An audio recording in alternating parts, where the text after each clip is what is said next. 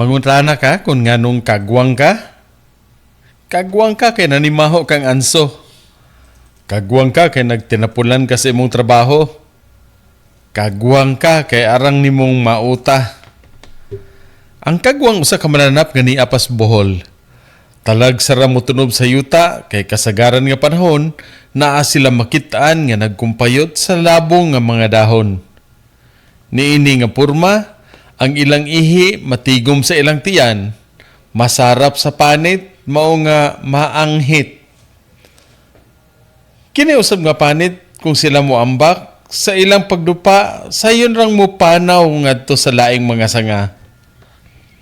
Maura sab kini ang panita nga mipatapot sa ilang kamot ngadto sa ilang sampot.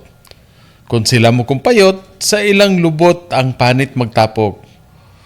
Ug kung ikaw gikan sa ubos magtan-aw, ang panit nga mitapok sa iyang sampot kung siya magkumpayot, mahimong ikaduhang naong naay murag mataog simod nga kung tan-awon arang hadluka.